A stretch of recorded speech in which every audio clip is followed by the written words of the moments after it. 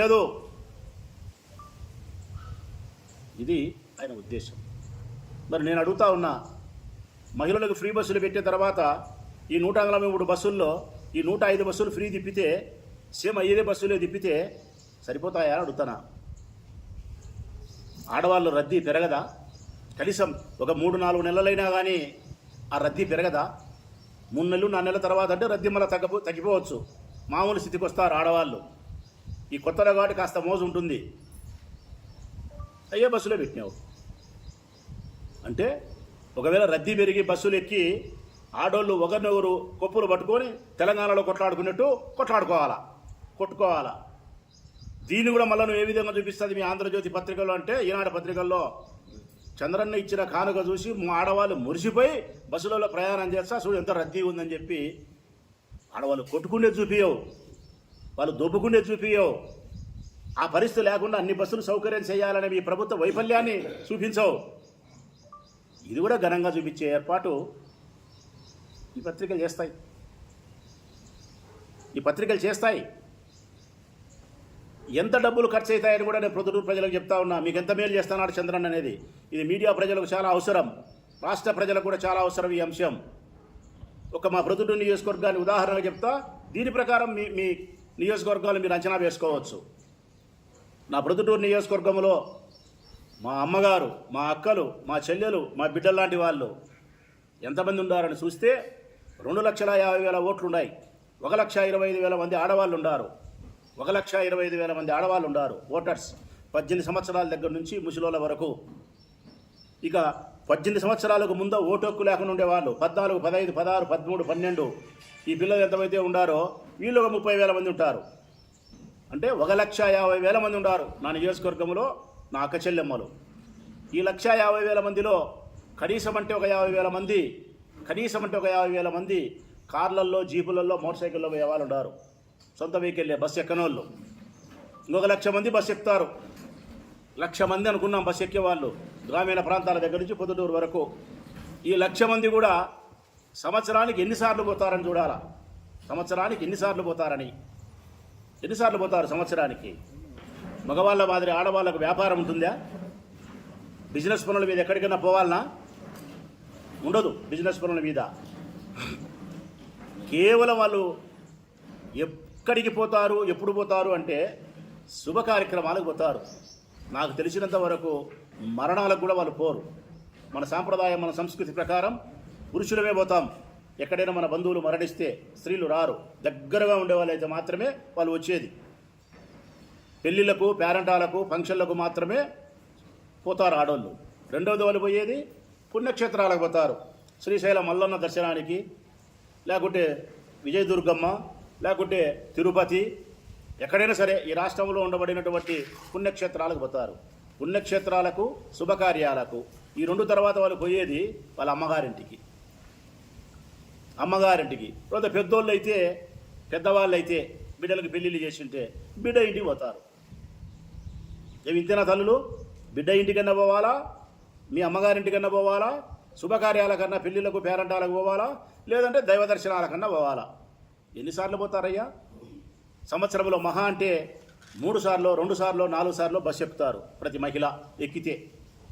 జనరల్గా తిరిగేది ఎవరంటే గన గ్రామీణ ప్రాంతాల్లో ఉండేవాళ్ళు ఈ ప్రొద్దుటూరు పట్టణానికి వచ్చి గుడ్డలంగల్లో గుమస్తాలుగానో, ఫ్యాన్సీ స్టోర్లో పనులు చేసే ఆడవాళ్ళు ఎవరైతే ఉంటారో వాళ్ళకి ఆ బస్సు ఉపయోగపడుతుంది.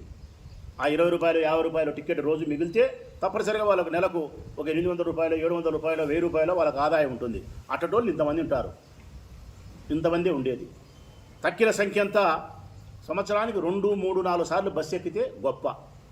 ఒకవేళ అట్ట కాదు అనుకున్నాం, ఎంత వస్తుంది ఆర్టీసీ ప్రొద్దుటూరు డిపోకని చెప్పి నేను విచారించిన. అన్ని బస్సులకు 143 బస్సులకు కలిసి వాళ్ళకు వచ్చేది రోజుకు 18 నుంచి 20 లక్షలు. ఇది బాగా వినాలా మహిళలు. ప్రొద్దుటూరు డిపో 143 బస్సులకు కలిపి రోజువారీ వాళ్ళకు వచ్చే కలెక్షన్ 18 నుంచి 20 లక్షలు. ఈ 18 నుంచి 20 లక్షల్లో మీరు ఎక్కకూడని బస్సులు 3 ఉన్నాయి. ఆ కలెక్షన్ తీసేస్తే మీరు ఎక్కే 3 బస్సుల్లో ఎంత వస్తుందని చూస్తే 12-13 లక్షలు వస్తుంది. ఈ 12-13 లక్షల్లో మగవాళ్ళు 2 ఇంతలు ఉంటే ఆడవాళ్ళు 1 ఇంతనే ఆ బస్సులో ఉండేది. 70% మగవాళ్ళు ఉంటారు, 30% ఆడవాళ్ళు ఉంటారు. ఆ 3 బస్సులలో ఏది పల్లె వెలుగులు, ఆల్ట్రా పల్లె వెలుగు, ఎక్స్ప్రెస్, ఈ 3 బస్సుల ద్వారా మీరు తిరిగితే వచ్చే లెక్క ఆడవాళ్ళ ద్వారా 5 నుంచి 6 లక్షలు ప్రజలారా, 5 నుంచి 6 లక్షలు. ఈ ప్రొద్దుటూరు నియోజకవర్గానికి చంద్రన్న ప్రభుత్వము ఈ మహిళల కోసము ఆర్టీసీ డిపోకు లెక్క కట్టాల్సినది ఎంత ఉంటుందంటే 5 నుంచి 6 లక్షలు. టికెట్ కొడతారు, ఆ టికెట్ అంతా కౌంట్ చేసుకుంటారు, అది ప్రభుత్వానికి పంపిస్తారు.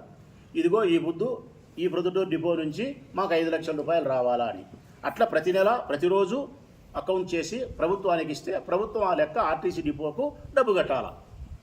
ఈ ప్రొద్దుటూరు డిపోకి ఎంత కట్టాల్సి వస్తుంది రోజు కంటే? 5 లక్షలు.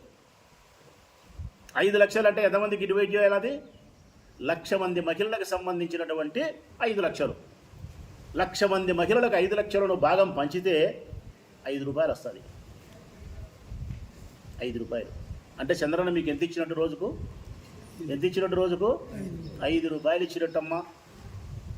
రోజుకు 5 రూపాయలు ఇస్తున్నాడు చంద్రన్న మీకు బస్సుకు గాను. 5 రూపాయలు బస్సుకి ఇచ్చినాడు. 2,500 3 గ్యాసులు ఇచ్చినాడు సంవత్సరానికి. అది రోజుకి 7 రూపాయలు పడుతుంది. 7 రూపాయలు గ్యాస్కు, అది కూడా అందరికీ లే, కొంతమందికే. అందరికీ ఇచ్చినాం అనుకున్నాం 7 రూపాయలు. బస్సుకు అయితే 5 రూపాయలు. 5 రూపాయలు బస్సుకి ఇచ్చి గ్యాస్కి 7 రూపాయలు ఇచ్చి కరెంటు బిల్లు ఎంత తీసుకుంటున్నాడు తల్లులు? కరెంటు బిల్లు ఎంత తీసుకుంటున్నాడు? ఎంత చెప్పినాడు? ఎంత తీసుకుంటున్నాడు? ఉప్పుకు, పప్పుకు, కొబ్బెరకు, చింతపండుకు, మిరపకాయలకు ఎంత తీసుకుంటున్నాడు? డీజిల్కు, పెట్రోల్కు ఎంత తీసుకుంటున్నాడు? ఈ చేత్తో ఇచ్చనాడు, ఈ చేత్తో తీసుకుంటున్నాడు. ఇంతకుముందు చెప్పిన మాట.